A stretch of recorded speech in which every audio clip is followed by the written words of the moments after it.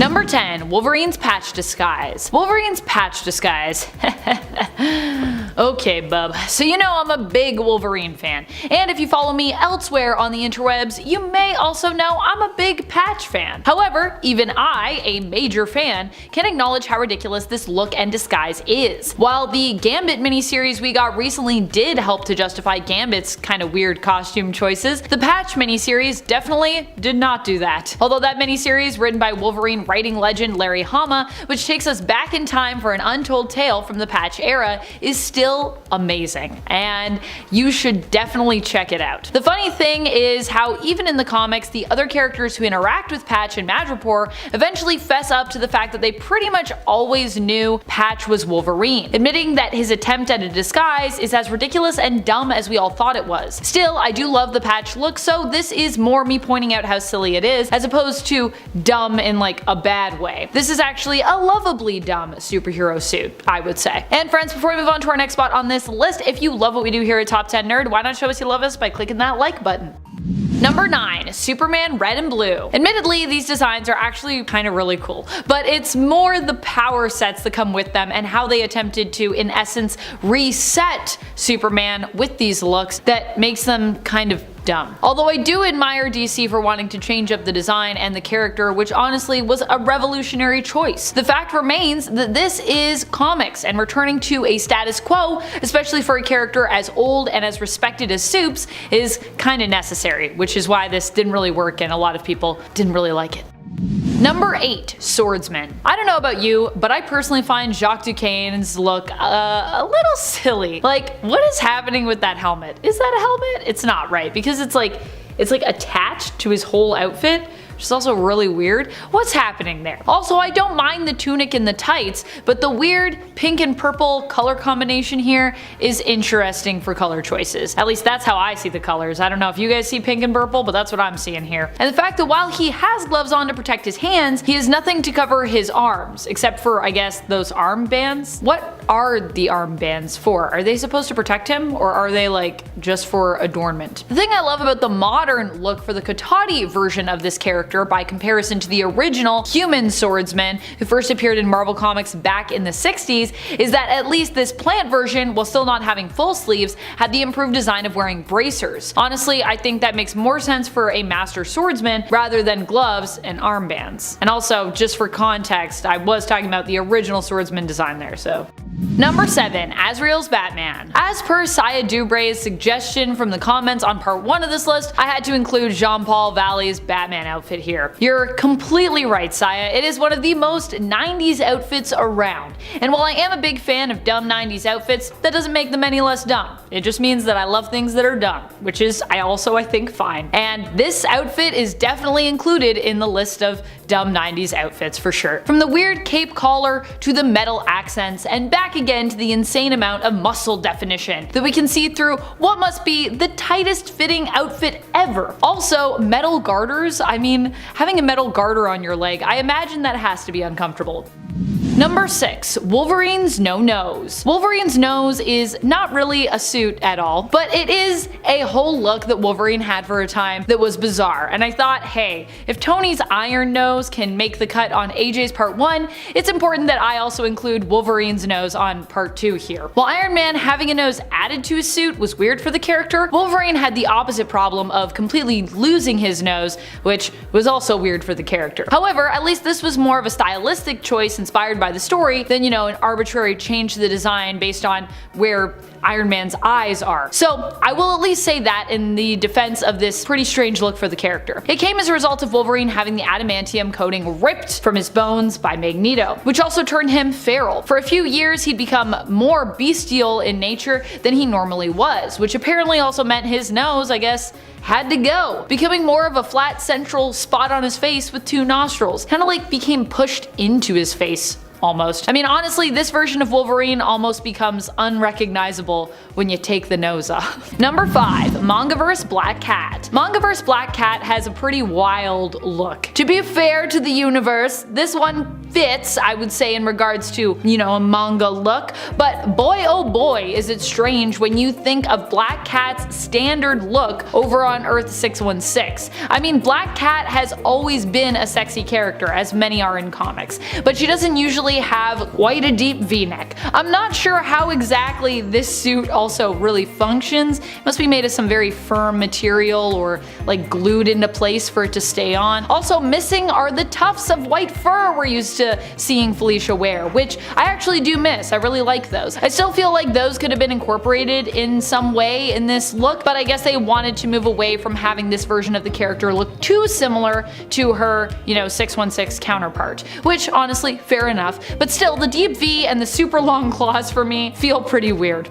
Maybe it's just because I'm not as into manga as I used to be, I don't know, but that's where we're at. Number 4, Doctor Strange, a new Sorcerer Supreme. The 90s was a time when many folks got new looks. Some of them were, no, actually almost all of them were pretty terrible. But that's why we love them, right? Steven was not exempt from this. He got one of the most mystical 90s looks after years of having what I would say was a relatively unchanged costume. It didn't change that much, and even today it's kind of got a similar vibe. His costume was tweaked here and there, but usually for the most part it's just been slightly updated. But this was a pretty crazy refresh for him. His hair was even different. This transformation took place in issue number 75 of Doctor Strange Sorcerer Supreme, where Steven revealed himself at the end as the true Doctor Strange. The sunglasses are what really get me with this one, though honestly, kinda wanna cosplay as 90s Strange now. I mean, what a vibe. Also, I love that he comes out and he's like, the sun,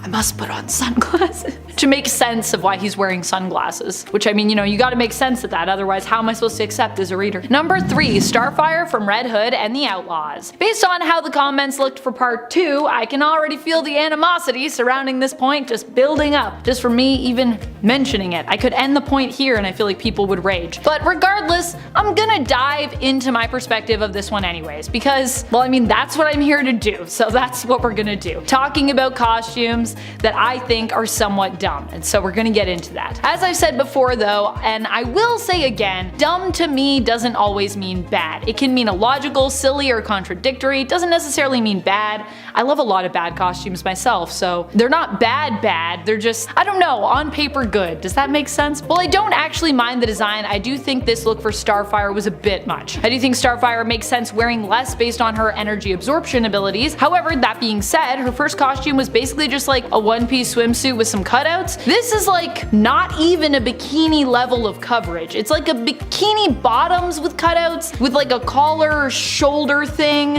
and pasties. And I mean, it's definitely an homage to that original look, but they undressed it even more for like really no reason. Add in the fact that Starfire was also an amnesiac at the beginning of this run, and I feel like we could have done better by Corey here. It would actually be less ridiculous to me if Corey was the one to have chosen this with all her memories attached. Then it would actually have some agency. This was kind of just a weird time in general for her character. Also, because it bears repeating, apparently, I am not critiquing the outfit because it is sexy. It's more the issue of how extreme it is and what was going on for Starfire in the story when she wore this look. I like sexy costumes. I like characters who wear sexy costumes. That's all fine with me. Number 2, Superman's t-shirt and jeans look. I mean, what even is this look? I understand wanting to modernize your character's appearance and give them something totally different, but a t-shirt and jeans just seems a little too low-key. And I know it had a narrative explanation, but still, it's pretty ridiculous. This is the outfit Superman wore when he drove around the US on a motorbike. He couldn't fly at the time, and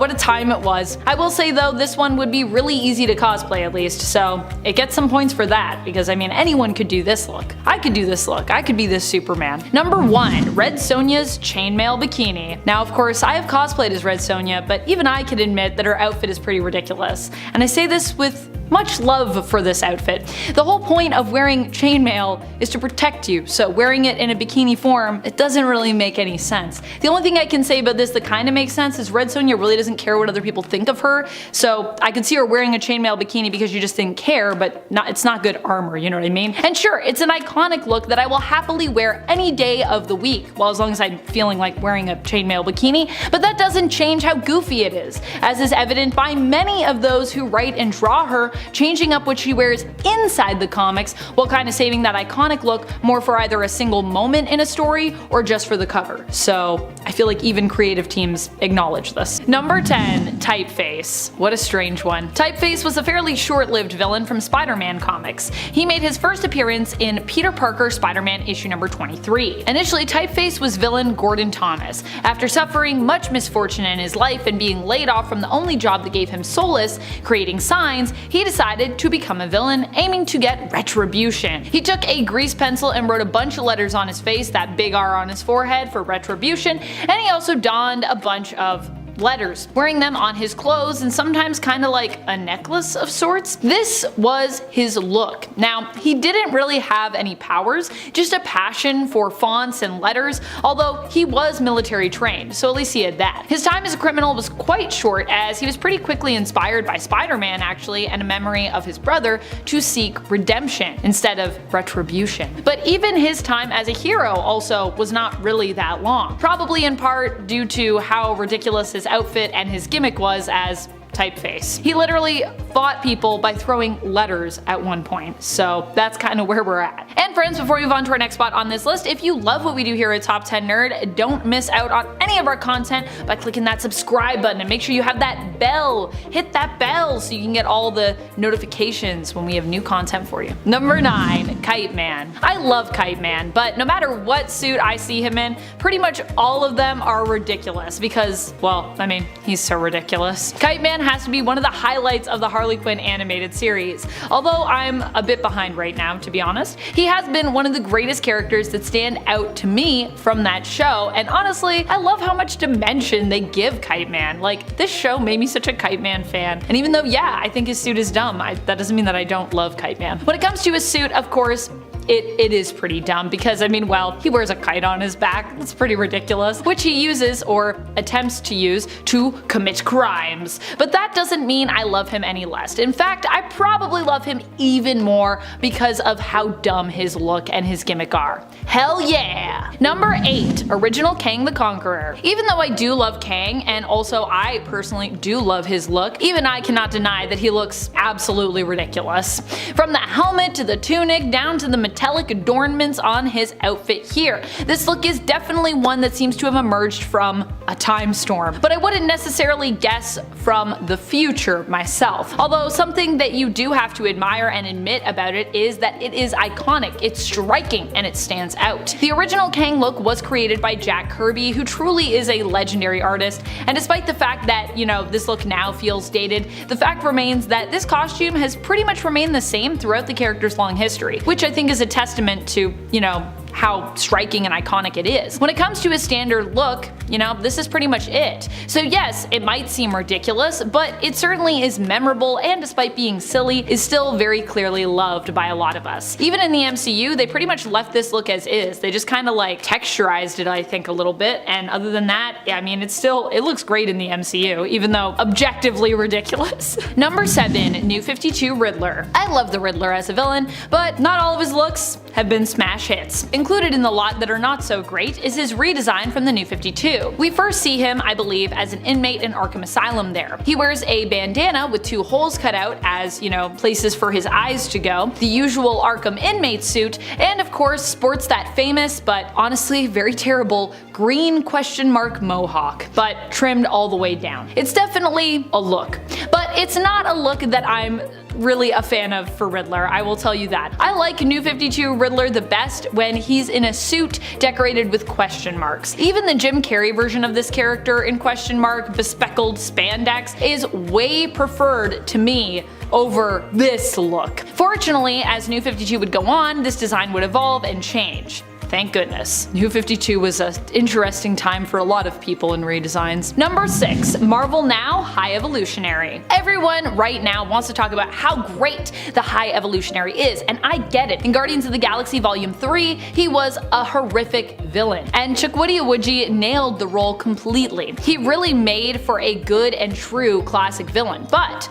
let's take a look at the High Evolutionary in the comics. What is he like? Well, he's about as ridiculous looking as the hair harebrained science schemes he ends up involved in. I can tell you that much. While pretty much every look he's had looks completely weird to me, I think one of the most strange, for me personally, is the one he wore during the 2012 Marvel Now event. Here he donned his normal metal suit, but with more added studs. At number 5, we have Hawkeye's tunic in Avengers number 72. Good lord, dude! Pants! Not only is Hawkeye one of the bravest Avengers on account of him being super powerless, but to stand shoulder to shoulder with Earth's mightiest heroes in what's effectively a dress is a whole new level of courage. Not to mention that this was right after some very questionable decisions led to Hank Pym turning Hawkeye into the size-changing Goliath. Not to mention that this was right after some very questionable decisions that led to Hank Pym turning Hawkeye into the size-changing Goliath, who sports an equally decisive costume, that one including those redundant bolted shoulder and waist straps. Sorry to say, buddy, but this fit just makes you look arrogant. Arrogant? No? Okay, I tried. At number 4, we have Captain America's exoskeleton, debuting in Captain America number 438. On yet another edition of Why Does This Hero Need a Whole Suit of Armor, we have Captain America. And while his excuse is a little better than Superman's, it's still pretty lame. You see, Steve Rogers became completely paralyzed by an illness brought on by the very super soldier serum that granted him his superpowers in the first place. And so in order to allow Cap to continue his crime-fighting career, Tony Stark fashioned him this exoskeleton. And after getting some implants that would enable him to operate it, Cap was back in action. Now, I've included this one on the list because the whole concept is a bit ridiculous. I mean, super soldier serum induced paralysis just makes the serum itself completely redundant. Like, if you wanted to give Cap an Iron Man suit, just give Cap an Iron Man suit and do away with the whole degenerative disease nonsense. I mean, Spidey got an Iron Man suit, more than one, and he didn't need to get paralyzed to earn it. At number 3, we have Plaid Daredevil. Okay, this next one is seriously cruel, and if you laugh, your soul is going straight to Mephisto. This panel comes from What If Volume 2 number 17, the comic that asks, what if Daredevil had a dishonest tailor? To which Kingpin and Punisher are seen laughing in his face. See, I think this is dumb not because of the plaid, although it is pretty ugly, but because it's uncharacteristic. You see, Daredevil wouldn't have gotten ripped off. He can't. He can literally smell fear and dishonesty. It's what makes him such a good lawyer. So either this universe's Daredevil is missing one of his most crucial hyper senses, or he's Canadian. Either way, it's nothing to laugh about. At number 2, we have Hulk, the Horseman of War from Incredible Hulk number 456. That's right, not only has Hulk been a villain, an Avenger, a space gladiator, and the conqueror of entire planets, but now we can add first non-mutant war horseman of the apocalypse to his resume as well. His armor, made from celestial tech, allows him to accomplish feats of strength with ease, which the irregular Hulk would probably find at least a little strenuous, like picking up and tossing an entire Egyptian pyramid, for instance. His helmet also has the added bonus of calming his inner demons, allowing the Hulk to become more cold and calculated. And if I'm being honest with you guys, the real reason I included this costume on the list is because it makes Hulk look like a jacked version of Marvin the Martian. Am I the only one who's made this connection? Can't be. And at number 1, we have Mangaverse's Black Panther, who made his very first in-costume appearance in Marvel Mangaverse Eternity Twilight. The Marvel Mangaverse has plenty of questionable redesigns. I'm looking at you, Spider-Gloves. But when it comes to the King of Wakanda, boy oh boy did they do him dirty. See, instead of utilizing the vibranium of his homeland to build himself a supersuit, T'Challa of Earth 2301 seems to have replaced his sacred herb powers with the spirit of Kwamatha, transforming him into a furry. As if things weren't furry enough with Tigra around, who, after watching T'Challa transform, immediately gets the heart-shaped eyes for him, anime style. Okay, look, maybe I wouldn't have so much hate for the suit if there was a suit to begin with, as the King's suggestively shaped loincloth leaves very little to the imagination, and the bat ears. Ugh, why is he the only anthropomorph with hyper-realistic ears? Kicking off the list today at number 10 is Valkyrie from the Ultimate Comics. Valkyrie is an incredibly capable warrior and is probably one of the strongest members of the Ultimates, but she wasn't always that way. Initially, Barbara Norris was just a 19-year-old girl with no actual powers who was obsessed with superheroes, specifically Thor. She did have some novice-level martial arts skills though, and she used those as a member of the Ultimate Universe's Defenders, who were really just just wannabe superheroes. They went off pretending to be superheroes for clout, essentially, until Loki gave them all real powers. She then eventually joined the Ultimates, but all the while she was claiming to be an incredibly capable warrior, she was suited up to go tanning, basically. Valkyrie initially was pretty scantily clad for most of her appearances. Later on, after working with the Ultimates for a bit longer and having some real training with real Asgardians, she would begin to armor up to bring her more in keeping with someone who is actually engaging in armed combat on the daily. But for a good chunk of time, she was jumping into battle extremely unprepared. Maybe coming back from the afterlife taught her armor was kind of useful, but I think the change in her costume could actually also kind of show her character's growth in a weird kind of way. And friends, before I move on to our next spot on this list, if you love what we do here at Top 10 Nerd, and if you love when we talk about ridiculous suits that people wear, be sure to let us know by giving this video a thumbs up. Number 9. Death's Head. Death's Head is a character more prominently featured in Marvel UK, who honestly looks like he just stepped out of Reboot to me. Or rather, Reboot's Megabyte looks like he may have taken a page out of Death's Head's book when it comes to his look,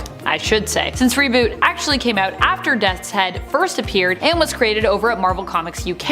And while I do think Death's Head's look is very extreme and exaggerated, which is why he is going to make my cut here, I will say it does kind of make sense when you learn that he first made his appearance in Transformers issue 113. I mean, he does kind of have that extreme Transformers look. But Death's Head himself is not actually a Transformer. He's a robotic bounty hunter, actually, although he prefers being called like basically a peacekeeper. But you know, bounty hunter, peacekeeper, I guess those terms are interchangeable. But while you might be wondering if he can even make the cut as a hero, yeah, he pretty much does. He's basically like a bounty hunter with a moral code, sorry, a peacekeeping person with a moral code. So walking the line of being a hero, I'd say. Although I'm kind of now wondering if he fits the suit criteria, as his suit is really his body, but I'm gonna count it because, you know, many robots, they don't really wear suits, so it's weird to think about, but you know, many robots are kind of just walking around like kind of naked. Number 8. Armored Daredevil.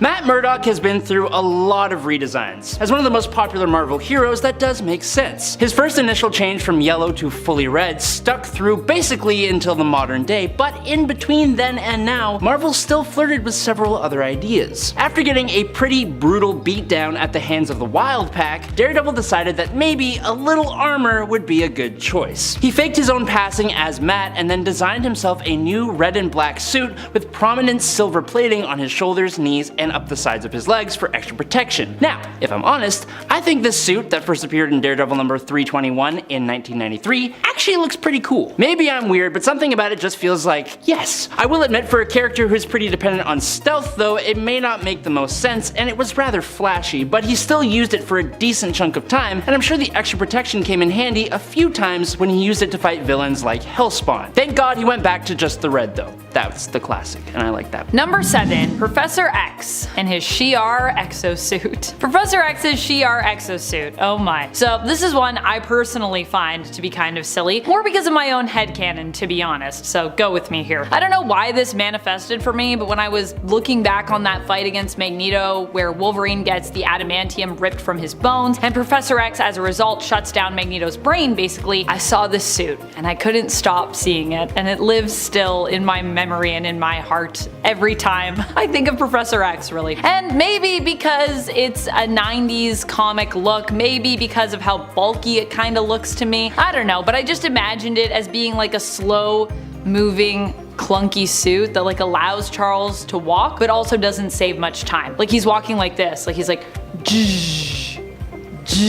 I don't know why I imagined that, but that's what I do. Also, the idea of Charles possibly wearing something made of metal to go up against Magneto in a fight, I thought that was pretty ridiculous. Although apparently this suit is like somehow like telepathically fueled, which I don't know, must be a Shi'ar thing. However, this never came up in the fight, the fact that his suit is maybe made of metal. I still don't really know for sure what this exosuit is made out of. At the end of the day, Charles technically won against Magnus, so maybe he knew something I don't know about this suit. Or maybe it's like metal but but like, I don't know, it's protected from certain abilities because it's made by the Shi'ar. It looks like metal. I don't know. Number 6. The nipple suit. Batman relies heavily on his tech. His bat suit is probably the most important of that tech. It's highly advanced in terms of super suits, and it's constantly being improved and added to. Sometimes it gets a tech overhaul to battle a villain, like the zebra suit. Sometimes it will get a redesign to better personify where Bruce is at in his life, kinda like the Zur-En-Arrh suit. But of all the suits donned by Bruce Wayne, one stands above the rest, and all it took was the addition of a pair of nipples. In both Batman Forever from 1995 and Batman and Robin from 1997, the director, Joel Schumacher, decided that he wanted his heroes to emulate human perfection, and so he was inspired by statues of Greek gods and heroes. This is why both of his bat suits worn by Val Kilmer and George Clooney have a shiny, muscle-adorned physique, and of course, nipples. It's really a very small detail, and if it wasn't for a close-up shot of just the chest and its extremely prevalent nipples, I might not have even noticed. But when you realize they are there, you realize that no other superhero has nipples built into their costume. This one is just iconic. In at 10, Joker. The Joker, an infamous and highly dangerous psychopathic crime lord operating within Gotham City, reigns supreme as the pinnacle of the city's criminal underworld. Okay, his reputation inspires fear among his fellow crime bosses and wrongdoers, including his long-standing adversary Roman Sionis. Devoid of empathy or compassion, the Joker orchestrates wicked schemes through intimidation and deception, showing no mercy for those in his malevolent plots. However, there was a time where he held a deep affection for his on-again, off-again girlfriend and partner in crime, Harley Quinn. The Joker went to great lengths to rescue her from the clutches of Task Force X and Amanda Waller, eventually succeeding in that mission, but I think we all know the reason he's on the list is because what the actual hell does he look like in the Suicide Squad movie? I mean, like, okay, I get that it's an interpretation, but the Joker as like a mob boss? Come on, he's trying to be the Godfather of Gotham in this, and that's not something that he would normally really do, okay? Plus, we all didn't like this movie or this portrayal, so I think it's a safe villain to start off with. And at 9, Sandman. William Baker, also recognized as Flint Marko and renowned by his supervillain moniker of Sandman, is a prominent character and antagonist within the Marvel Comics universe. He's often depicted as a nemesis to Spider-Man, possessing the extraordinary ability to control and manipulate sand, which also makes up his body. Following an unforeseen accident involving radioactive materials, and of course it is, Flint Marko's DNA underwent a transformation, aligning with the chemical composition of like tiny rocks and minerals. This alteration gave him the ability to manipulate every particle of his being, enabling him to fashion himself into like weapons and his fists into like giant fists. He can also pick locks. He can assume different forms and like different entities in like a shape-shifting way. He can even amass additional sand to manifest just a huge version of himself. But the reason that this is a dumb costume is because he's made entirely out of sand, yet is somehow always fully clothed. I get that he can manipulate the sand, but when he does, it becomes sand-like. Like when he's making a fist, like a bigger fist, it looks like sand. So how does he have actual clothes? It doesn't make sense. It shouldn't be possible. In at 8, Catwoman. Catwoman, a criminal with a feline motif hailing from Gotham City, stands as one of Batman's most renowned adversaries. Selina Kyle, the alter ego behind Catwoman, assumes the role of a thief and a cat burglar, known for her ambivalent loyalties. While engaging in criminal activities, Selina also occasionally exhibits reluctant altruism, blurring the lines between like actually being a villain and sometimes an ally. And I mean, like, following the impact of the Hush storyline in 2002, Catwoman is often portrayed as an anti-hero who's like an ally to Batman more so maybe she doesn't necessarily appear on this list. But the first costume that she has, first appearing in 1940 as the Cat, her outfits were not as iconic as they are today, let's say. Okay, I mean, she literally wore a mask that was like a cat mascot head. It was like the high school bully decided to go and try to rob a bank. Yeah, it was an interesting take, to say the least. And at 7, Original Galactus. Galactus, a cosmic entity, possesses an insatiable appetite for the energy harbored within planets, which serves as his sustenance. In his quest, he designates individuals known as heralds, such as Silver Surfer, to search for suitable worlds and then endows them with formidable cosmic powers. Originating from a universe preceding the current one, Galactus was initially a Tan named Galan. As his universe neared its end, Galan encountered the sentience of the cosmos, a precursor to eternity. Through fusion with the cosmic essence, Galactus emerged in the subsequent cycle after a period of gestation, assuming his current form. Recently, Thor managed to slay Galactus, but his revival occurred when the Destroyer reanimated his lifeless body and Galactus consumed the energy from a Macron crystal. It's a whole thing. After he was reborn, he craves knowledge rather than worlds, but his original costume didn't have the pants that we see on him today, okay? Meaning that most people would have quite the interesting view as he is literally eating their world. And at 6, the Riddler, Edward Nygma. A brilliant criminal mastermind, assumes the moniker of the Riddler. He descends into villainy after his idol Bruce Wayne rejected one of his inventions, leaving Nygma embittered and driven towards a life of crime for some reason. Utilizing his expertise, he transforms into a deranged dude who's just delighted in leaving perplexing riddles as his calling card. And Jim Carrey portrays the Riddler in one of the Batman films. I forget which one it was called, okay, don't get mad at me. Citing Frank Gorshin as a significant influence of his portrayal. Carrey was particularly drawn to the stalker aspect that was incorporated into the character's depiction within the script. Like Nygma's infatuation with Bruce Wayne was prominently showcased, and he becomes fixated on his idol, like even going to the extent of emulating Wayne's appearance, including a facial mole. He intervenes to prevent Two-Face from executing Wayne. This dude, it's a sparkly leotard, okay? There's no getting around that. He is literally wearing a bedazzled bodysuit that's like the biggest discount Lady Gaga morph suit you could get at Spirit Halloween. It's insane.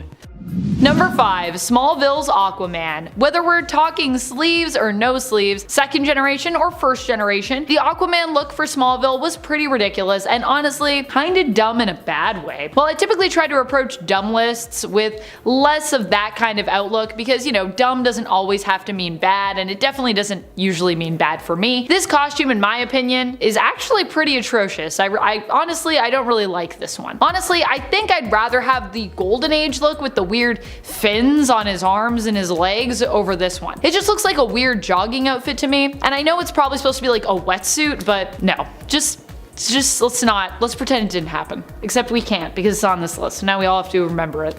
Number 4, the Crossing Thor. I mean, everyone in The Crossing looked pretty wild, but Thor is definitely up there for me personally. The Crossing is the event where we learned that this whole time Iron Man had been basically a sleeper agent for Immortus, aka an alternate timeline version of Kang the Conqueror. The whole time! Dun dun dun! In honor of this very important and historical time, Thor and many of the other Avengers ended up with kind of new looks. Now, Thor's costume was definitely the most 90s look I think I've ever seen. The only thing it's missing really for me is pouches, honestly. What it lacks in pouches though, it makes up for with everything else in abundance. Tons of chains and elaborate excessive harnesses, and one of those weird like face masks that covers part of your face, like the sides and the top, but leaves a hole on the top of it for your hair to come out. And of course, I believe this was actually supposed to be what future Thor was meant to look like in this comic, in like another timeline, despite this look truly screaming 90s. In the story, this appeared to be a vision that we got of what a future Thor would look like. Now, thank goodness that hasn't ended up happening in this current timeline, at least not yet anyways. I don't know, that might still be somewhere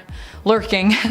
Number 3, Star Sapphire. When it comes to Star Sapphire, Carol Ferris, she isn't always a hero and she isn't always a villain either. She's kind of done both of those things. She served both roles, but either way, she usually does so pretty ridiculously dressed, I gotta be honest. I mean, not always. She's had some reasonable costume designs and some that I've liked, but for this point, I'm focusing on her one-piece bathing suit-like costume with the middle of it cut out to the point that it becomes theoretically, structurally unsound, I'd I'd say. For the record, I don't mind a woman who shows off her body. In fact, I too enjoy that, both as a woman and both as someone looking at women, especially when it comes from a place of empowerment. I don't really mind anyone showing off their body as long as they're the ones making that choice for themselves, and it makes sense. Truly, doing so can not only be a good showcase of confidence, but also of self-love and self-celebration, and that's hot to me. But this costume is just objectively ridiculous, because how does it stay on? I mean, I know that it's,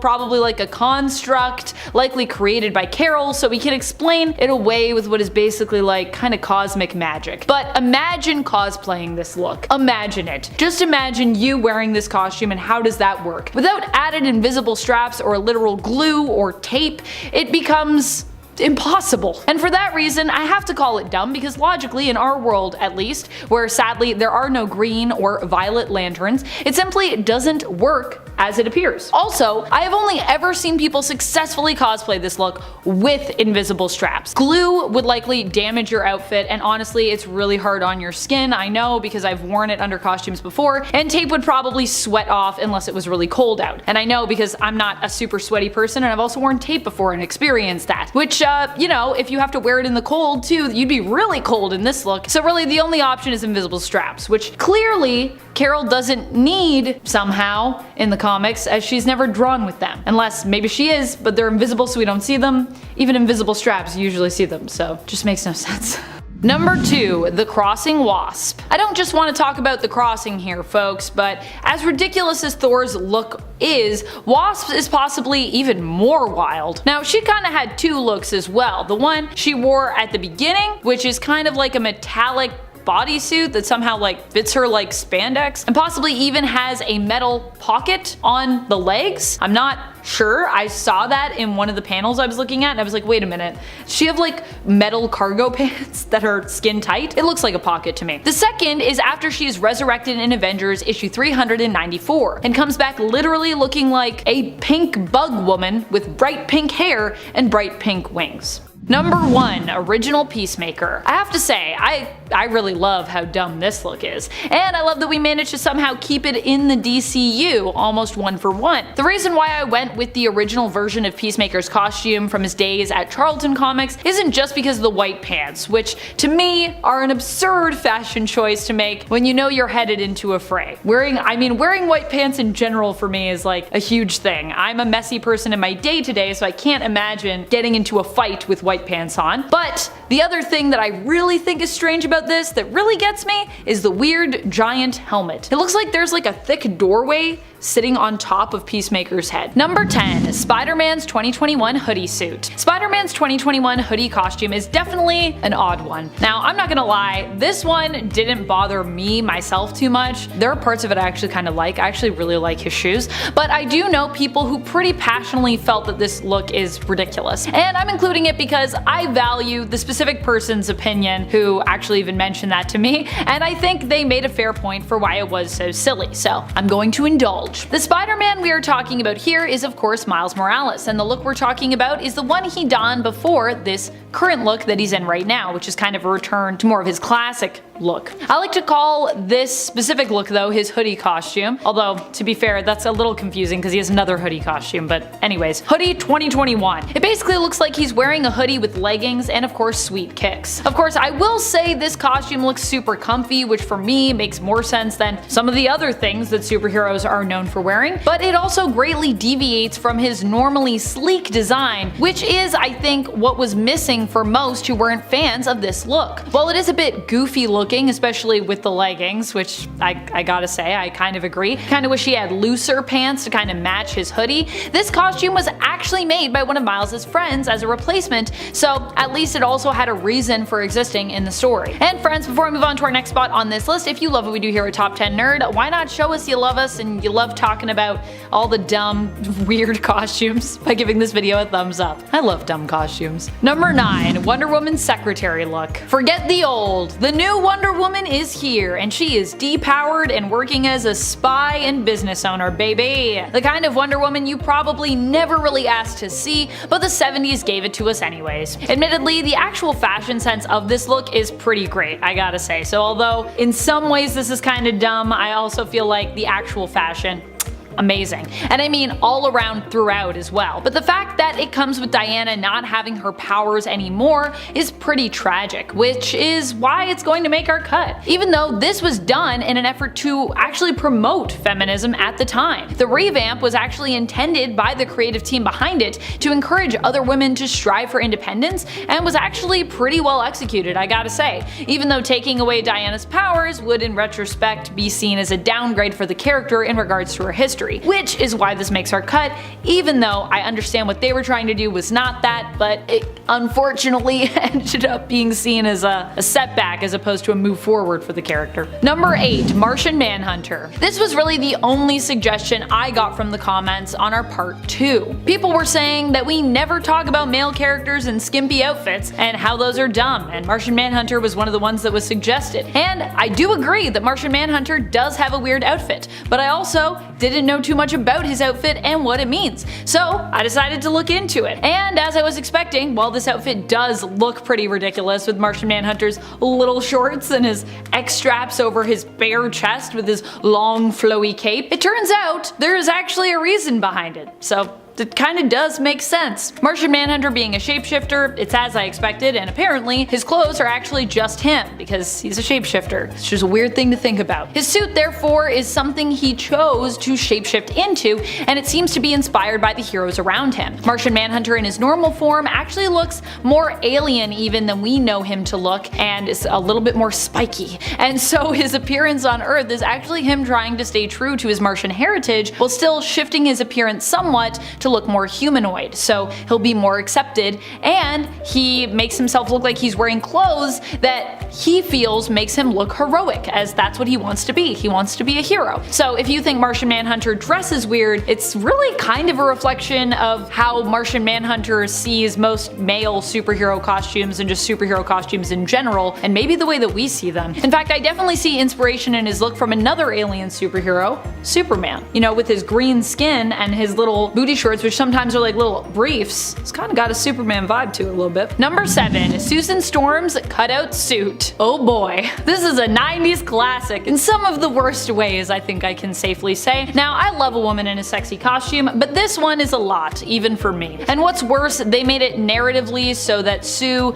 designed this one herself, which feels not right for the character, but hey. If that feels pretty out of character for Sue, who refers to feeling like an old frump in her previous suit, you're not alone in thinking that, by the way. Many people like to defend this costume by actually saying that narratively its creation makes sense because it came from her evil persona Malice, actually, who was still possessing and influencing Sue at the time, and that this is actually an indicator of that. While this might be true, I'm still skeptical as to this being the real reason outside of the canon for this redesign. And even if that is the only reason she had this suit, I still don't really like it, because as a Sue Storm fan, it doesn't actually come from Sue herself, but from Malice, who was controlling her at the time. Which I know Malice is kind of like a part of her, but it's like the evil part of her, so there's really not as much agency here for Sue. Number 6. Vision. Marvel Comics initially had a completely different character who is known as the hero Vision. This was actually back, I believe, when they were Timely, before they were known as Marvel Comics. Marvel Comics would ultimately, of course, ditch their original version of the character, and later get a completely new version, an android instead of an alien, who would end up as the Vision we know and love today. Not only is this original Vision's costume a product of the times, that insanely thick gold belt that he's wearing, but if you consider Martian Manhunter's costume to be ridiculous, Vision likely inspired that look, having a similar origin and a similar appearance initially, and appearing 15 years earlier in the comics in 1940, whereas Martian Manhunter, I believe, first appeared in 1955, so yeah. Number 5. Calendar Man's calendar cape. I mean, you have to give him some points for super committing, but the Calendar Man Man cape is pretty objectively ridiculous, I would say. This costume at least also came with somewhat of an improved gimmick with more deadly weapons at his disposal as well. I believe the first appearance of the calendar cape was in issue 312 of Batman. Instead of him being a magician who is secretly a criminal, fond of riddles and various antics tied to days of the week, holidays, and even seasons, this time around Calendar Man was more fixated on the days of the week and the gods that they were named after, theming many of his crimes around them. Although, to be honest, if I were going to cosplay as Calendar Man, I would definitely wear a calendar cape. Number 4. Shocker. I mean, Shocker is just all around pretty ridiculous in the comics, I think. I think we can all agree on that, and his costume is no exception. Shocker basically looks like he took a sofa, gutted it, and turned it into his costume, which perhaps makes sense when you consider his abilities. He typically attempts to shock Spider-Man, so perhaps being insulated helps him to protect himself against his own shock-inducing weapons? I don't know. Still, you can't deny that even if there is some kind of practical use for this look, that he doesn't look absolutely ridiculous in it, because he definitely does. And honestly, I'm not really even sure if there's a practical use for this suit. I'm just trying to help make it make sense. I want it to make sense, but I don't know if there is a reason for why he wears it. Number 3. Batman the Animated Series Condiment King. Condiment King is one of my all-time favorite villains because he simply is so ridiculous. What can I say? I'm a sucker for ridiculous dumb characters,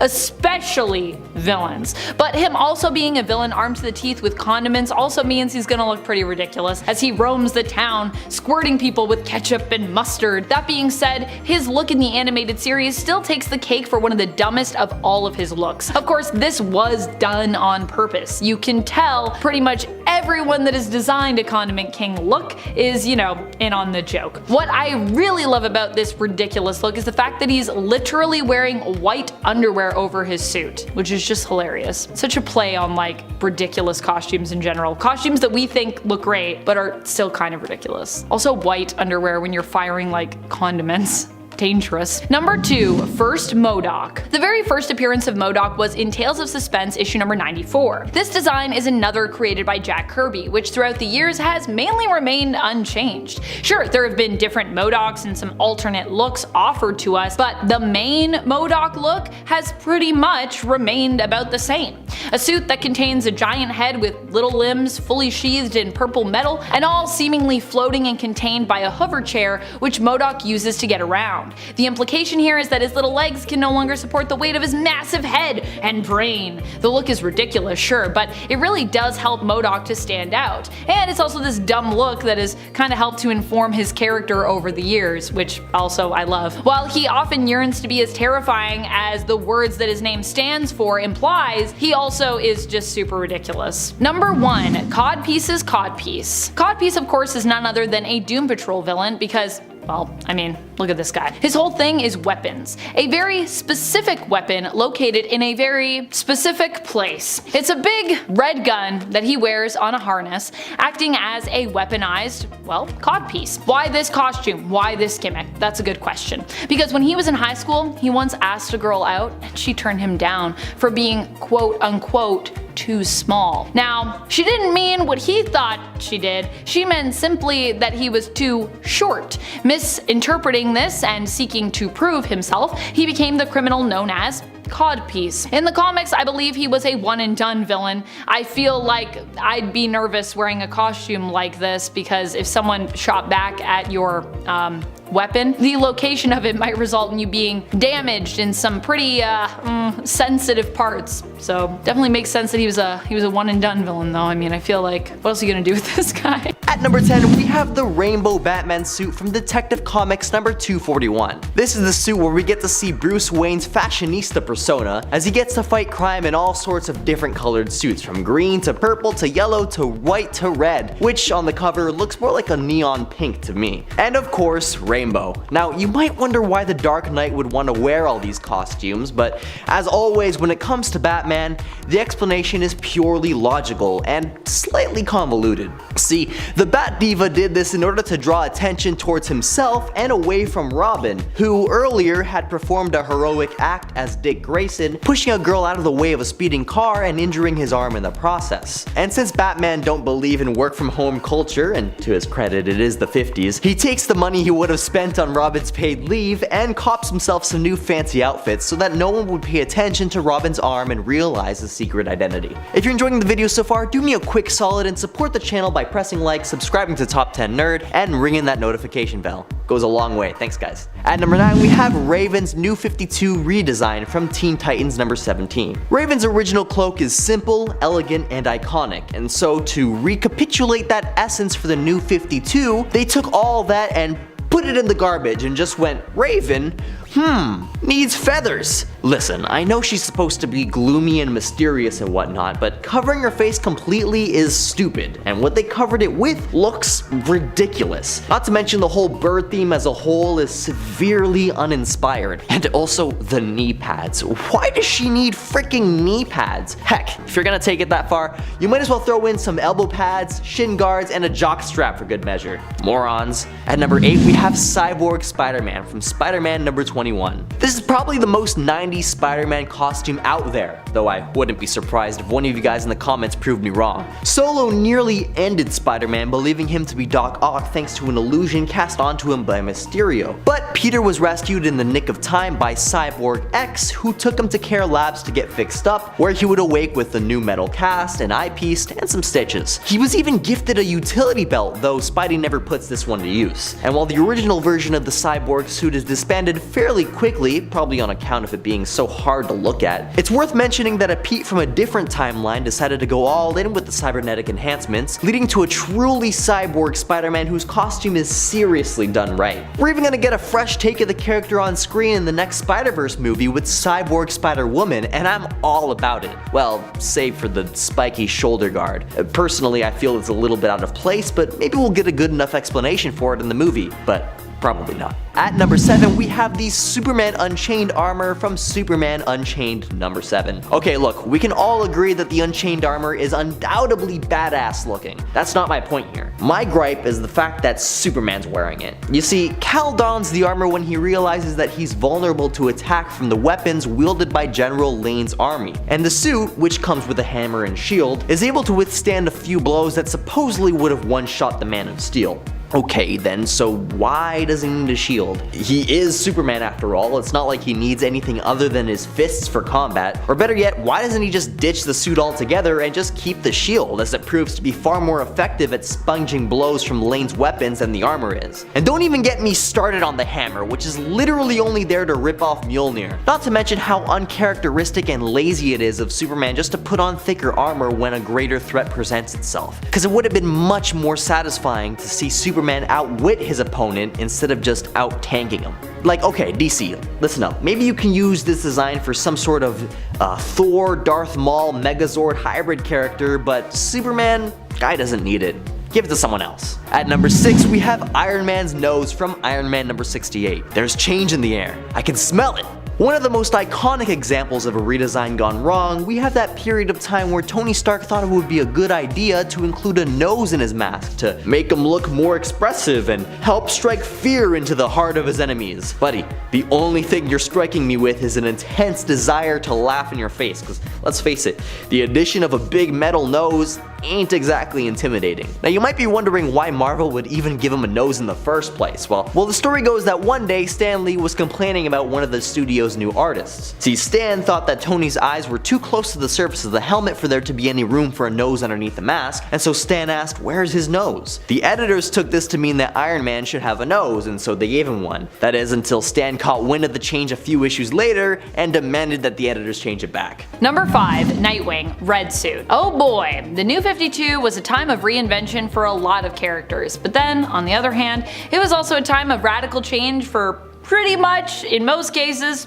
really no reason. Which is kind of what happened to poor Nightwing here, because the New 52 was supposed to be giving us fresh new takes on characters. DC decided to completely revamp his look by going from his classic blue to red, which really seemed to serve no purpose that I can see myself, other than to be a very different color than the one we're used to seeing Dick wear as Nightwing, because well, I mean, it's very different. I mean, red has always been more of Jason's, or I would say even maybe Damian's color in my mind when it comes to former and current Robins, and even after donning this new suit, it was almost immediately discarded as Dick Grayson's secret identity was revealed, prompting him to change his hero name from Nightwing to just Grayson, and ditching the suit as well with all that change. So really, what even was the point of this? Number 4. Black Condor. When Black Condor first popped up on the scene in DC Comics, his choice of garb was interesting. Richard Grey Jr. gained the power of flight from being exposed to a radioactive meteor, though he believed he had developed flight naturally after being raised by a flock of wild condors. Yes,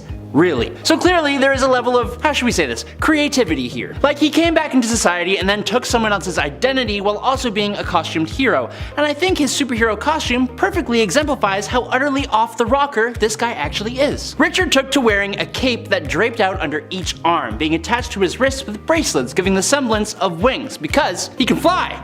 Get it? I'm sure that could probably have had some kind of effect on his flying, but the rest of the getup is kind of a mystery. Essentially, he wears a neck collar thing that looks kind of like a hood that connects to his big chunky belt with one piece of fabric in the front, and he accompanies that with some short shorts and some really ornate looking boots. Those are really cool. And that's kind of it. Luckily, later iterations of the character took their look in some much more cooler directions, but at first it was kind of weird. Number 3. Emma Frost in Humans vs. X-Men. Emma Frost's look following in Humans vs. X-Men is something that I think is dumb, because I kind of think what happened to her character in that story was kind of dumb. Although, as someone who really enjoys Emma and enjoys her, in more of a hero role, it makes sense that I would feel that way. People who might be more fans of Emma in a villain role may have actually kind of liked what happened with her character in this story, and honestly, if you like it, that's fine. But I think either way, we can all agree, regardless of what this costume represents for the character, that it is objectively a pretty terrible costume. It honestly makes me think of what Emma cosplaying as Penance might look like. This mainly black look was one Emma donned near the end of Inhumans vs. X-Men, after it was revealed that Emma had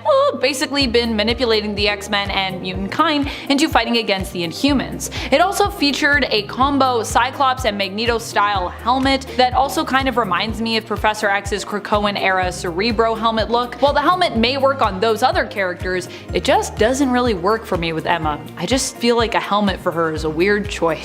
Coming in at number 2, it's Catwoman. The history of Catwoman's look is a long and honestly incredibly kind of odd story. Over time, she would go through a number of looks until it eventually became a leather suit which had a more practical vibe, matched with a pair of cat eyes goggles, and it became the character's most popular costume, with later redesigns all primarily retaining the key elements of that suit. But in the very beginning, Selina Kyle was just a woman in a green dress that was also a thief. That kind of checks out for the comics at the time, and it also felt kind of unique in my opinion. Compared to all the other zany villains, she kept it rather low key, but that wouldn't last. Eventually, in 1940s Batman number 3, Selina Kyle donned an orange costume with a cape with the super great addition of a terrifying full cat face mask. This was basically like a mascot's headpiece, but a bit smaller, which I'm sure made it more practical, but for me, it's utter nightmare fuel. I don't know what it is about animal heads on human bodies, but I am not here for it. Basically, she kept the dress element that she started with, but now, it was orange, with an incredibly high popped up collar, and it was combined with a huge reddish orange cape and tiny little blue heels for added comfort. Then she topped it all off with a terrifying full headpiece, and now I have to watch videos of puppies before I go to sleep at night. Thanks a lot. Number 1. The Real Lobo from New 52. The Real Lobo. Oh boy. New Lobo, who dis? Although there have been quite a few New 52 redesigns that I've discussed on this series of lists where we talk about dumb costumes, Lobo probably takes the cake here. The whole new look he had when he was revealed as the real Lobo in the New 52, the first version to appear was initially said by this Prime Earth Lobo to have been an imposter, was so different from the original and so serious that it completely ruined the character for a lot of people.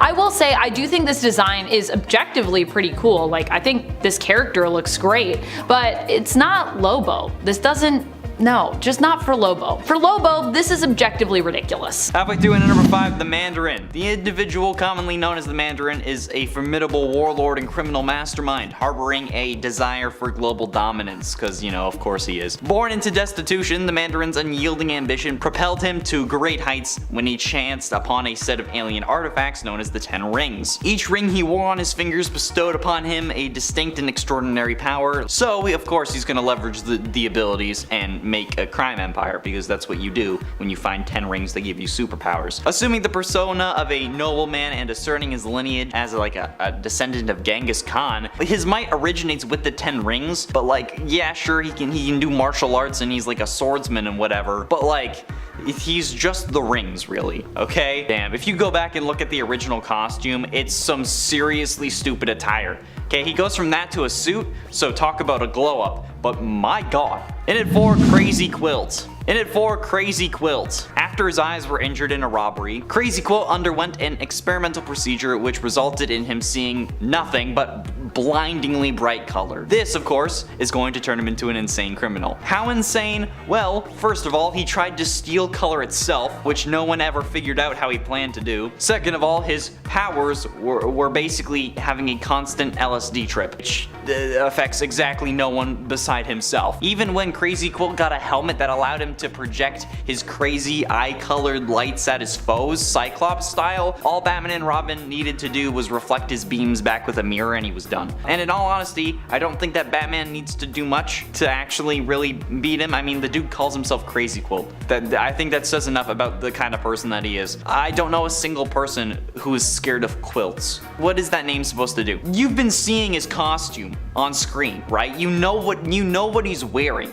I get that you can only see blindingly bright colors, but why would you put them on if it's driving you literally insane? Getting close to the end in number 3, Dr. Doom's skin suit. Okay, now Dr. Doom is a villain, okay? But damn, if this suit isn't just the worst. Doom acquired a mystical suit of armor through a pact made with the Hazareth III. The precise details of this armor remained undisclosed, but to secure the armor, Doom had to surrender something irreplaceable as part of the agreement. He made the painful choice of sacrificing Valeria, the woman that he had deeply loved in his past. In a haunting encounter though, Doom manifested before her, bringing about her demise through magical means. He repurposed her skin, converting it into the leather material that is then made into his armor. Yeah, talk about trauma. Imagine trying to explain that one to your therapist. But ultimately, in number 2, Captain Boomerang. Okay, now don't get me wrong, nowadays Captain Boomerang isn't really that bad, but the Silver Age is certainly something interesting. At the age of 18, Harkness and Wentworth executed a successful robbery in a general store, utilizing Harkness's skills with a boomerang to facilitate their escape. Unfortunately, this misdeed resulted in Harkness being expelled from his stepfather's home, so to aid in starting anew, his mother provided him with a plane ticket to Central City and advised him to contact Wiggins. Wiggins, in search for a spokesperson for WW, Wiggins Game Company's latest creation, a boomerang toy, found Harkness fitting for the role, adopting the alias of George Green. Harkness auditioned for the position and secured it, but Wiggins outfitted him with a costume and bestowed upon him the moniker of Captain Boomerang. But